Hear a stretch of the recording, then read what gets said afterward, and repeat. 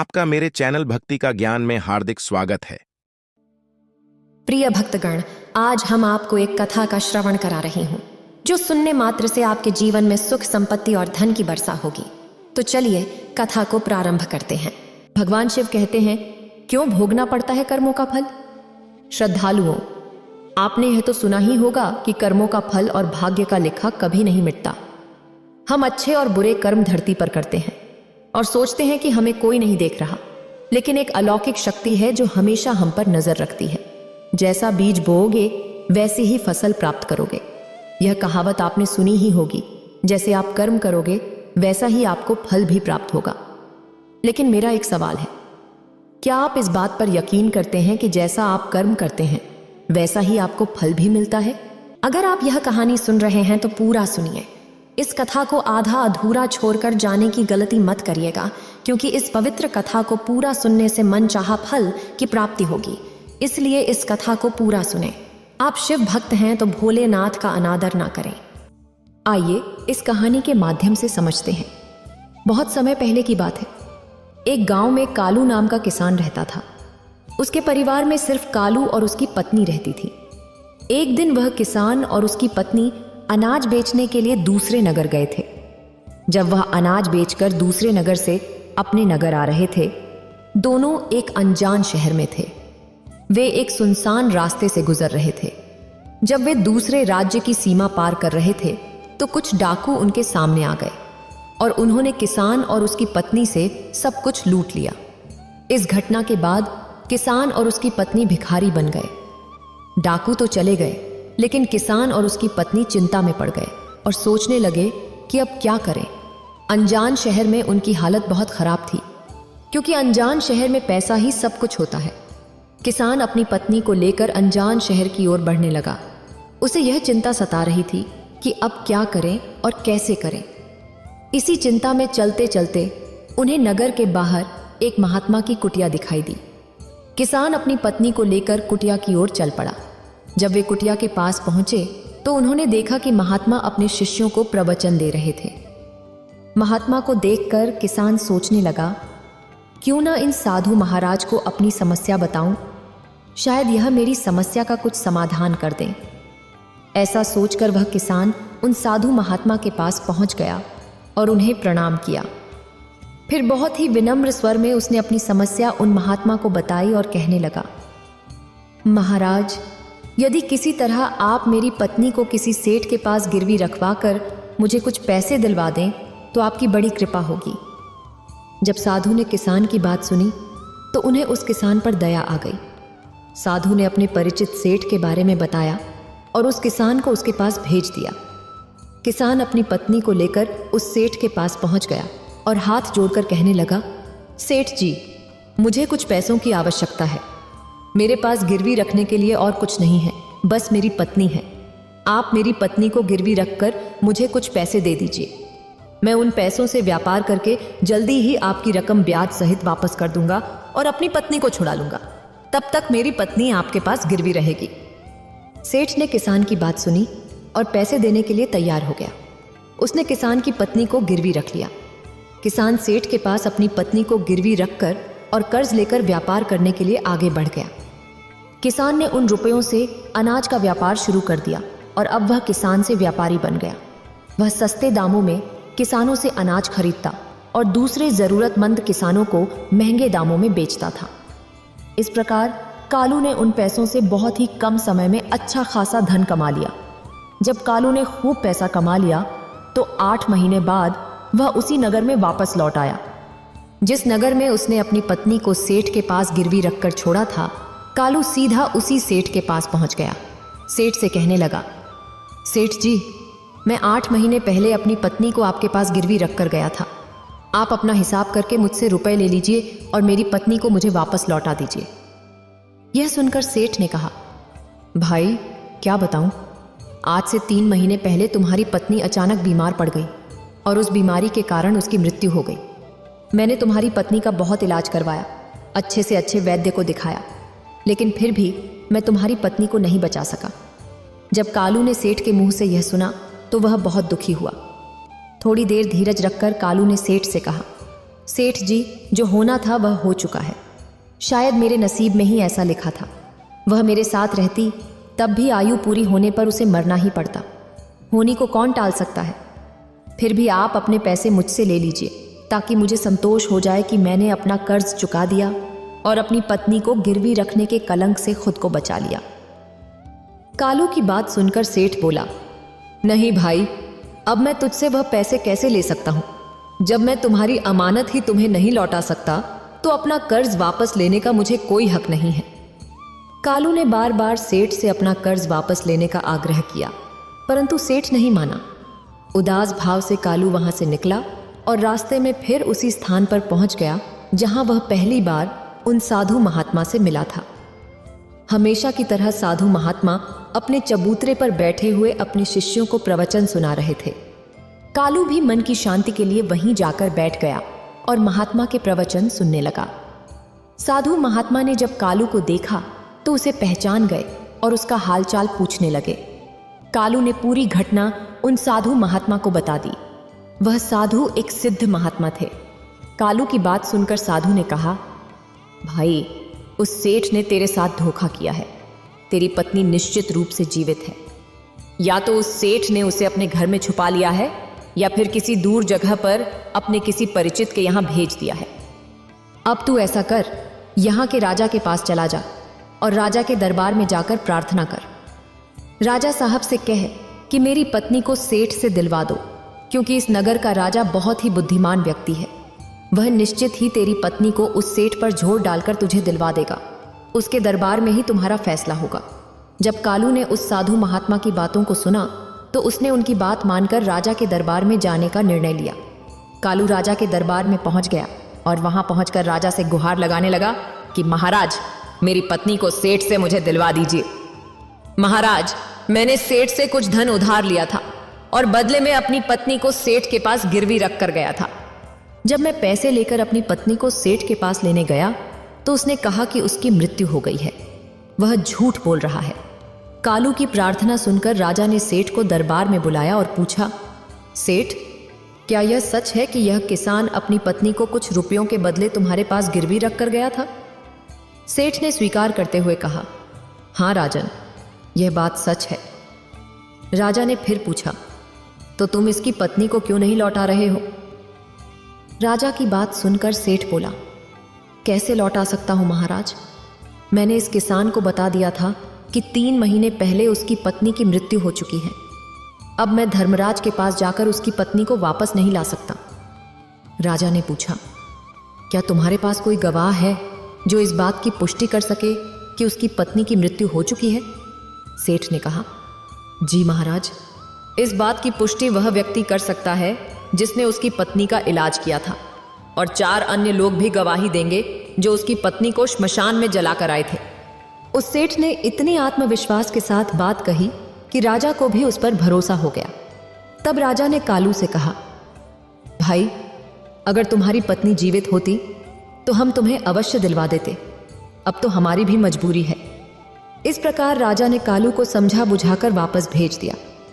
कालू फिर से साधु महात्मा के पास पहुंच गया और जो कुछ दरबार में राजा और सेठ ने कहा वह सारी बातें साधु महात्मा को बता दी।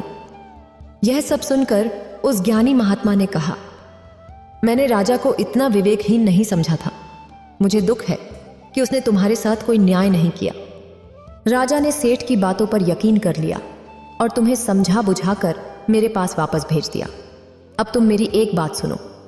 तुम एक बार फिर से राजा के पास जाओ और उससे कहना कि सिर्फ 3 घंटे के लिए वह अपनी राजगद्दी पर मुझे बैठने का अधिकार दे दे।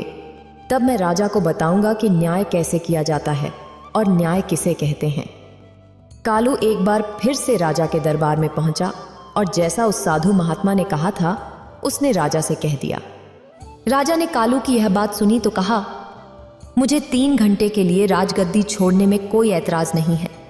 अगर ऐसा करने से तुम्हें न्याय मिल जाएगा तो मैं 3 घंटे के लिए अपनी राजगद्दी उस साधु महात्मा को सौंप दूंगा। तुम उन महात्मा को राज दरबार में ले आओ। कालू ने जब राजा के ये वचन सुने तो वह साधु महात्मा के पास गया और उन्हें राज दरबार में ले आया। जब साधु महात्मा राज दरबार में पहुंचे तो तो राजा ने अपनी राजगद्दी उन्हें सौंप दी। फिर राजगद्दी पर विराजमान होते ही साधु महात्मा ने उस सेठ को दरबार में प्रस्तुत किया और कहा, सेठ जी, आपने कहा कि इस किसान की पत्नी आपके पास रहते हुए 3 महीने पहले ही स्वर्ग सिधार गई और आपके पास इसकी पत्नी के मरने के गवाह भी मौजूद हैं। क्या मैं उन गवाहों से मिल सकता हूं? फिर राजा बने साधु महात्मा के आदेश पर सेठ के गवाह पेश किए गए। सबसे पहले साधु ने उस वैद्य को बुलाया जिसने कालू की पत्नी का इलाज किया था। साधु ने वैद्य से पूछा, क्यों भाई, आपने ही हरीश की पत्नी का इलाज किया था? वैद्य बोला, जी हुजूर, मैंने ही कालू की पत्नी का इलाज किया था। वैद्य की बात सुनकर साधु ने कहा, अच्छा वैद्य जी, मुझे यह बताओ कि तुम कालू की पत्नी का इलाज करने के लिए सेठ के घर जाते थे या कालू की पत्नी तुम्हारे पास इलाज करवाने आती थी? राजा बने साधु महात्मा की बात सुनकर वैद्य ने उत्तर दिया, महाराज, सेठ जी स्वयं मेरे औषधालय पर आकर दवा ले जाते थे। साधु ने पूछा, तो इसका मतलब तुम यह नहीं कह सकते कि वह दवा कालू की पत्नी के लिए ही ले जाते थे या किसी और के लिए? वैद्य ने कहा, हाँ महाराज, मैं यह यकीन के साथ नहीं कह सकता कि सेठ किसके लिए दवाई ले जाते थे, लेकिन वे मुझसे दवाई जरूर ले जाया करते थे। वैद्य की बात सुनकर साधु ने कहा, इसका मतलब तो यह हुआ कि तुम मरीज को बिना देखे ही दवाई देते हो। यह तो बहुत ही गंभीर बात है। तुम दवा के स्थान पर किसी को जहर भी तो दे सकते हो और हो सकता है तुम्हारे द्वारा दिए हुए जहर से ही कालू की पत्नी की मृत्यु हुई हो। उस साधु की यह बातें सुनकर वैद्य का चेहरा डर के मारे पीला पड़ने लगा और वह भयभीत स्वर में बोला, नहीं हुजूर, नहीं हुजूर, ऐसा हरगिज नहीं हो सकता। मैं अपने किसी मरीज को दवा के बदले भला जहर क्यों दूंगा, और इस तरह से मेरी सारी मान प्रतिष्ठा भी धूल में मिल जाएगी।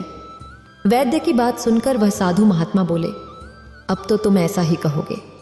मैं तुम्हें अपने कर्तव्य के प्रति लापरवाही करने और एक मरीज के जीवन से खिलवाड़ करने के अपराध में 50 कोड़े लगाने का आदेश देने जा रहा हूं। इसके साथ ही तुम्हारा मुंह काला करके सारे नगर में तुम्हें घुमाया भी जाएगा। अब तुम सोच लो, वैद्य सच बोलोगे या फिर मैं सैनिकों को तुम्हें गिरफ्तार करने का आदेश दूं?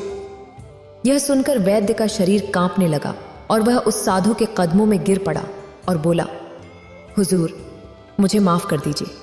मैं स्वीकार करता हूं कि मैंने सेठ के किसी मरीज का कोई भी इलाज नहीं किया। सेठ ने मुझे पैसे दिए थे और कहा था कि यदि गवाही की आवश्यकता पड़े तो उसके पक्ष में गवाही दूं। बस मेरा इतना ही अपराध है कि मैंने लालच में आकर इस सेठ का प्रस्ताव स्वीकार कर लिया।